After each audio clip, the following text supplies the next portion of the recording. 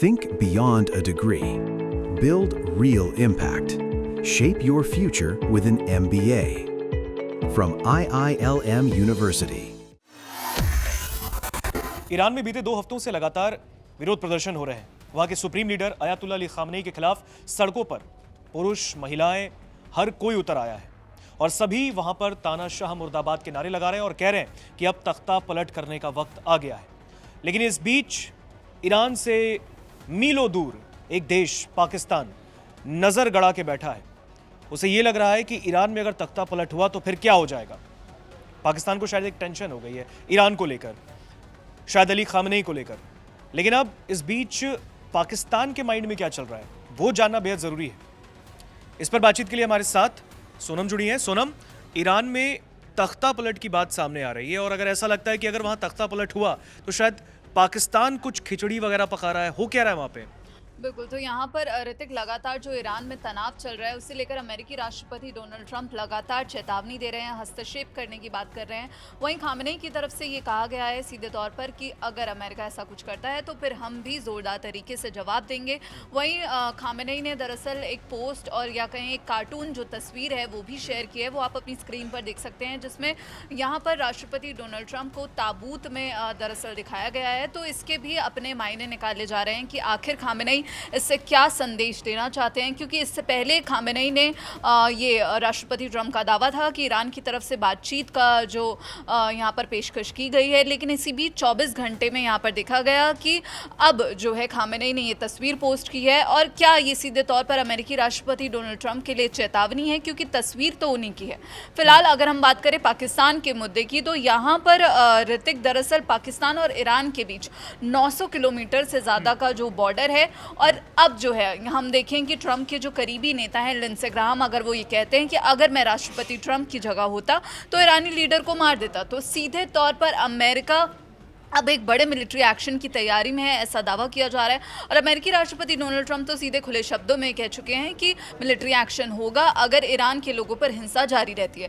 लेकिन अब पाकिस्तान की टेंशन क्यों बढ़ रही है और शहबाज शरीफ आखिर क्यों इस पूरे मुद्दे पर नज़र बनाए हुए हैं? तो अगर हम एक्सप्रेस ट्रिब्यून की रिपोर्ट की बात करें तो अब इस्लामाबाद को लगता है कि जो ईरानी आबादी का जो एक हिस्सा सड़कों पर है उसे नज़रअंदाज नहीं किया जा सकता।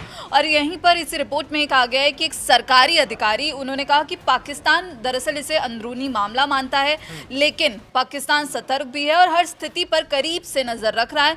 पाकिस्तानी सरकार जो पड़ोस ईरान में जो अराजकता हो रही है वो नहीं चाहती है और चाहती है कि जो स्थिरता है वो बनी रहे, स्टेबिलिटी बनी रहे, वहाँ का जो शासन है वो वैसे ही सुचारू रूप से काम करता रहे। अब यहाँ पर सवाल उठ रहा है कि आखिर ईरान में खामनेई का तख्ता पलट क्यों नहीं चाहता है पाकिस्तान, और कैसे कौन कौन से नुकसान होंगे। तो यहाँ पर जो 3 नुकसान दरअसल निकलकर सामने आ रहे हैं वो भी हम आपको बताएंगे। लेकिन उससे पहले बता दें कि ईरान में जो पाकिस्तान के राजदूत हैं मुदस्सिर टीपू, उन्होंने पाकिस्तानी नागरिकों से जो इमिग्रेशन और जो यात्रा की ज़रूरतों का सख्ती से पालन करने का आग्रह किया। उन्होंने कहा कि ईरान से पाकिस्तान यात्रा करने वाले सभी पाक नागरिकों को यह सुनिश्चित करना होगा कि उनके पासपोर्ट पर वैध वीज़ा या एग्जिट स्टैम्प ज़रूरी हो। अब ये कहा जा रहा है कि आखिर क्यों जो है पाकिस्तान इसे नुकसान की तरह देख रहा है कि अगर ईरान में जो है खामनेई का तख्ता पलट हो जाता है। तो पहला मुद्दा जो कहा जा रहा है कि जो सीमा है उस पर तनाव बढ़ जाएगा। हमने देखा कि पाकिस्तान और अफगानिस्तान के बीच जो रिश्ते हैं अभी फ़िलहाल वो तनाव से गुजर रहे हैं। उन दोनों के बीच जो क्रॉस बॉर्डर फायरिंग है वो लगातार हमने बीते दिनों देखी। लेकिन इसी बीच तो दोनों सीमाओं पर टेंशन है। भारत के साथ देखें, भारत और पाकिस्तान के बीच जो सीमा पर ऑलरेडी टेंशन बनी हुई है, पाकिस्तान के साथ अफगानिस्तान के जो रिश्ते हैं वो भी तनावपूर्ण बने हुए हैं। तो इसी बीच अगर ईरान में सत्ता रहती है तो ईरान सीमा पर भी पाकिस्तान के लिए अब एक खतरा बढ़ जाएगा। तो फिलहाल जो है पाकिस्तान अपने जो पश्चिमी मोर्चे पर युद्ध और अस्थिरता का जो बोझ है वो नहीं उठा सकता है, क्योंकि ऑलरेडी अफगानिस्तान और भारत के साथ जो रिश्ते हैं वो तनावपूर्ण बने हुए हैं। वहीं दूसरा मुद्दा जो कहा जा रहा है वो है कि बलूच अलगाववादी हैं जिनको लेकर जो टेंशन है वो बढ़ सकती है, क्योंकि लगातार जो बलूच है वहाँ के जितने मीर यार बलोच वहाँ के एक बड़े लीडर हैं, वो लगातार इस बात का वक्त वक्त पर ये मांग उठाते हैं कि हमें पाकिस्तान से अलग कर दो। और इस तरीके की मांग के बीच बलूच अलगाववादी को लेकर जो टेंशन है वो जानना बेहद ज़रूरी है। इसके पीछे की पूरी जो कहानी वो समझाइए। बिल्कुल, तो ऐसे हालात में जो बलूच अलगाववादी उग्रवादी समूह है, जो पाकिस्तान और ईरान की जो लगभग 900 किलोमीटर लंबी साझा सीमा है, वो दोनों तरफ कहा जाता है कि एक्टिव हैं और ज़्यादातर अब ताकतवर हो सकते हैं अगर ईरान में जो सत्ता है वो ढहती है। उन पर कोई भी नियंत्रण नहीं कर पाएगा, ऐसा एक्सपर्ट्स का मानना है। और ईरान के अंदर जो नए सुरक्षित ठिकाने अब उन बलूच अलगाववादियों को मिल सकते हैं, जिससे पाकिस्तान को नुकसान होगा, जिससे पाकिस्तान को खतरा होगा। और पाकिस्तान अभी स्थिति में नहीं है कि वो एक और खतरा जो है झेल सके, तो हथियार हासिल करने के जो मौके हैं वो बढ़ जाएंगे, यहाँ पर उन्हें वेपन्स मिलते हुए दिखेंगे और फिर उनकी गतिविधियों पर जो कंट्रोल पाकिस्तान करना चाहता है वो नहीं कर पाएगा। तो सीधे शब्दों में कहें तो पाकिस्तान को यहाँ पर ये डर है कि अगर ईरान में स्थिति अनियंत्रित होती है, हमने देखा कि सड़कों पर जो है नारे लगाए जा रहे हैं, सड़कों पर तख्ता पलट की बातें की जा रही हैं, हिंसा आगजनी की जो तस्वीरें सामने आ रही हैं। इसी बीच पाकिस्तान को ये चिंता है कि अराजकता फैलने से जो चरमपंथ और जो आतंकवाद है वो उसकी पश्चिमी सीमा पर और ज़्यादा बढ़ जाएगा। इससे पाकिस्तान की जो अंदर की जो इंटरनल सिक्योरिटी है, आंतरिक सुरक्षा है, वो खतरे में पड़ जाएगी। इसलिए यहाँ पर पाकिस्तान ये चाहता है कि ईरान में जो है स्थिरता हो, ना कि जो हिंसक सत्ता परिवर्तन हो।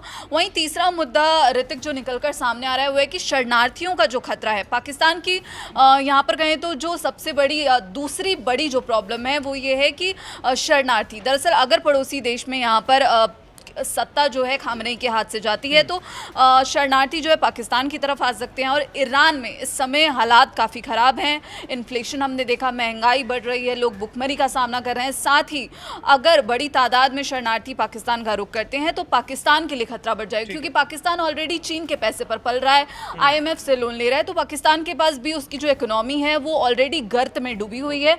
तो पाकिस्तान की राष्ट्रीय सुरक्षा के लिए शरणार्थी जो है एक बड़ा खतरा बन जाएंगे।